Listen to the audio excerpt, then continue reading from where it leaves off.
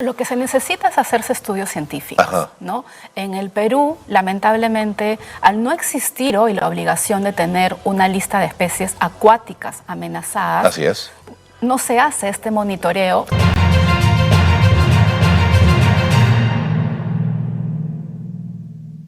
Pero bueno, dejemos eso de momento porque contar todos los viernes con Oceana, la organización no gubernamental preocupada por el mar en el Perú más importante, es una enorme ventaja. Es una enorme posibilidad de poner en debate y en agenda y en discusión el tema pesquero, el tema hidrobiológico, ¿no es cierto?, las cosas importantes de nuestro mar. Carmen Heck Franco es la directora de políticas de Oceana en Perú y está con nosotros esta mañana para poder conversar sobre una lista de especies acuáticas amenazadas. ¿Cómo estás, Carmen? Muy bien, Qué Carlos. gusto tenerlos aquí. Un gusto para mí también estar por aquí nuevamente. ¿Cuáles son las motivaciones o las necesidades que impulsa la creación de una lista de especies acuáticas amenazadas en el Perú? ¿Cuál sería el motivo?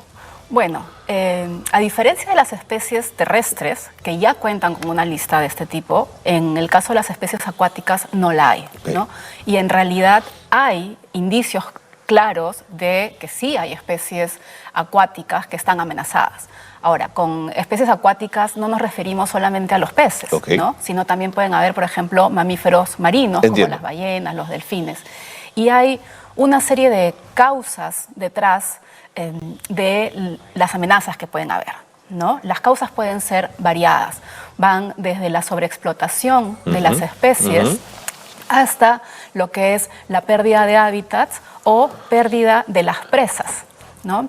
En el caso de las especies marinas propiamente dichas, la principal causa es efectivamente la sobreexplotación y la pesca incidental, el esfuerzo pesquero.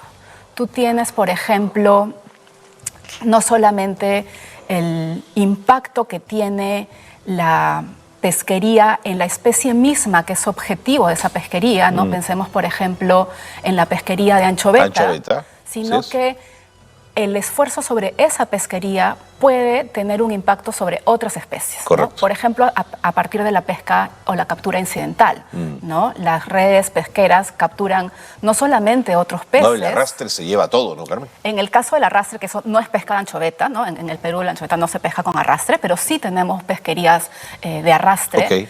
Y las pesquerías de arrastre no solamente generan pesca incidental, sino que también generan lo que es destrucción de hábitats, que es otra de las causas por las que las especies pueden estar amenazadas, ¿no? La pesca de arrastre lo que hace es tener esta red que llega hasta el fondo marino, ¿no? Y barre, ¿no? Y barre con todo, ¿no? Entonces puedes barrer con algas, con corales, con los moluscos que pueden estar sobre las piedras que están en el fondo marino. Entonces, en realidad destruyes todo el hábitat y esto impacta en las diferentes especies, ¿no? El ecosistema, pues, está todo interconectado, ¿no? Entonces, la sobreexplotación, la presión pesquera es una de las principales causas, pero no es la única, ¿no? Está la destrucción de hábitats, como decíamos, que puede darse por el tema pesquero, pero también por otros orígenes, ¿no? En el caso de las especies más costeras, el principal riesgo que está generando amenaza a las especies ya no es tanto la sobreexplotación, sino la destrucción de los hábitats que puede darse ya no solamente por las redes de pesca, sino también por contaminación. Entiendo. Y la contaminación puede venir por los residuos urbanos, ¿no? Las aguas residuales que no, en muchas partes del país hablábamos de esto con nuestro invitado anterior. No tienen tratamiento, ¿no? Entonces, un mar contaminado, una bahía contaminada, obviamente no es un lugar propicio para que las especies puedan vivir de buena forma. Y junto a los residuos urbanos tienes también los residuos, pues, industriales, mineros, de las diferentes industrias que también afectan, ¿no? De acuerdo. Y en el caso, solo para terminar, otra de las causas en el caso de las especies costeras es también la expansión urbana, que hace que se vayan perdiendo hábitats que antes eran, digamos, el hábitat natural de las especies, ¿no? Pensemos, por ejemplo, en las aves migratorias, ¿no? Cómo en el Perú se han ido perdiendo humedales, ¿no? Tenemos, aquí en Lima tenemos el humedal en Villa, por los pantanos de Villa, por ejemplo, pero el espacio se ha ido reduciendo cada vez más, ¿no? De acuerdo. Entonces, eso afecta también, es uno de los principales riesgos para lo que son especies costeras. ¿Cómo se determina que una especie está en extinción, o que está amenazada, quiero decir. A ver, ¿cómo sé que la corvina, la chita o el lenguado, por poner las más populares, digamos, está bien o está mal? ¿Es un sistema estadístico? ¿Qué mediciones se hacen? ¿Cómo se trabaja eso? Claro, lo que se necesita es hacerse estudios científicos, ¿no? En el Perú, lamentablemente, al no existir hoy la obligación de tener una lista de especies acuáticas amenazadas, así es, no se hace este monitoreo para la mayoría de especies. Solamente se estudian las principales especies comerciales, ¿no? Pero con una visión de aprovechamiento. Claro. No para saber en realidad qué especies están amenazadas, más allá pues de algunas especies que tienen interés pesquero, ¿no? Pero cuando uno habla de especies amenazadas, no se refiere solamente, digamos, hacia una especie está en una buena condición para determinar una cuota de pesca, ¿no? Porque como decimos, pueden haber varios otros... No, trasciende a eso, pueden haber varios otros riesgos, ¿no? Entonces, a nivel internacional hay esfuerzos importantes para determinar qué especies están amenazadas y cuáles no. Y Perú es parte de estos esfuerzos, digamos, expertos peruanos son parte de estos esfuerzos. Hay listas, ¿no? La Unión Interamericana de Conservación de la Naturaleza tiene su propio listado de especies amenazadas, ¿no? La Convención Internacional para lo que es el comercio internacional de especies amenazadas tiene listas también, tiene el apéndice 1, el apéndice 2, ¿no? Las que están en el apéndice 1 son aquellas que ya por el nivel crítico de amenaza se prohíbe el comercio internacional. O sea, puedes hacer políticas públicas a partir de esa información clarísimamente. Por supuesto, ¿no? Y estas pueden variar en el enfoque. Por supuesto, ¿no? por supuesto. Pero sí es importante tener estas listas, ¿no? En el caso peruano no las tenemos, pero varias de las especies que tenemos o que atraviesan el mar peruano sí se encuentran en las listas internacionales, ¿no? Podemos pensar en ballenas, por ejemplo, delfines, todas las tortugas marinas y especies también que son interesantes para las pesquerías, ¿no? Y cuando hablamos de esa investigación necesaria para establecer una lista de estas características, ¿cuáles son los desafíos logísticos y técnicos asociados a la recopilación de la información? Bueno, definitivamente en el caso de las especies marinas, sobre todo, hay retos importantes, ¿no? En cuestión de capacidades, en cuestión de presupuesto, ¿no? Es mucho más complejo hacer estudios para conocer las poblaciones cuando estamos hablando de especies que se encuentran en el mar, ¿no? Es más complejo, en el caso de digamos, especies terrestres es mucho más fácil porque están ahí, las puedes contar, las ves, ¿no? Yo ya hasta geolocalizar, si quisieras, digamos, ¿no? Exacto, ¿no? En cambio, en el mar, pues, uno tiende a pensar que el mar es abundante, rico, inagotable, ¿no? Nuestro mar efectivamente es muy rico, pero las especies no son inagotables, ¿no? Entonces, dependiendo del tipo de especie, los estudios pueden ser diferentes, ¿no? El IMARPE, por ejemplo, para las pesquerías comerciales hace cruceros de investigación. Entonces, para algunas especies de peces, esa podría ser la metodología, pero para especies ya como mamíferos marinos, entiendo que el tipo de estudio que se hace es diferente. Es diferente. ¿No? Y son estudios muy costosos, ¿no? Y se necesita además la cooperación internacional, ¿no? Porque muchas de estas especies son especies migratorias, ¿no? Y por eso también es importante que el Perú se ponga las pilas, por decirlo de alguna forma, ¿no? Porque de nada sirve que, por poner un ejemplo, en Colombia, en Ecuador, se tomen medidas para proteger las ballenas jorobadas que atraviesan esas aguas, si una vez que esa ballena migrando llega a Perú... Pierde su protección. Exactamente. Claro. ¿No? ¿Cómo hacemos? Ahora, dime una cosa, ¿cómo es posible involucrar a las comunidades locales, a los científicos, a los expertos en identificación, a los estadísticos, a los que podrían evaluar esto en un gran espacio de investigación, o contamos con esos espacios para poder emprender esta aventura? Yo creo que sí es importante generar más espacios. Hay algunos de ellos, pero se necesita promover o incentivar más la investigación en especies acuáticas, ¿no? Y incentivar también que desde el Estado se incorporen los hallazgos de estas investigaciones, digamos, que se generan desde la academia, desde la sociedad civil, a las políticas públicas, ¿no? Cuando hablamos de categorizar una especie como amenazada, hay diferentes niveles de amenaza, ¿no? Tú puedes definir que una especie está en peligro crítico y si está en peligro crítico vas a tomar medidas de protección quizás más estrictas, ¿seguro? ¿no? Pero puede estar también simplemente en peligro o puede estar en un nivel de vulnerable, ¿no? Entonces es importante contar con esa definición. Y esa graduación, ¿no? Exactamente.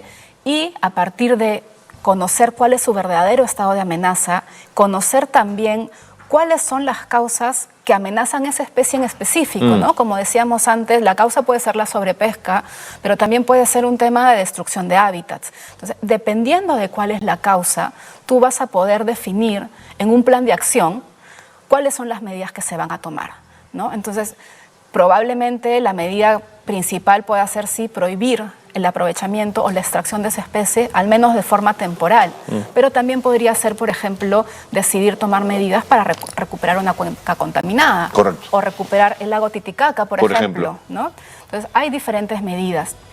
Y para definir esas medidas es importante contar con la colaboración efectivamente de la academia y de las poblaciones locales. Sí, pensar en los propios pescadores también, Carmen. Exactamente, o sea, en el caso marino están los pescadores artesanales, la pesca industrial también. En el caso de especies continentales, las comunidades nativas que utilizan las especies, ¿no? Y es importante, ¿no?, que ellos sientan como suyas también las medidas que se adopten para que se cumplan, ¿no? Para que sintamos todos que lo que se está haciendo en realidad es en bien del país. De acuerdo, ¿no? de acuerdo. Y no es una lista por eso de una lista, es una lista con alto impacto en otras cosas que habría que cuidar y proteger.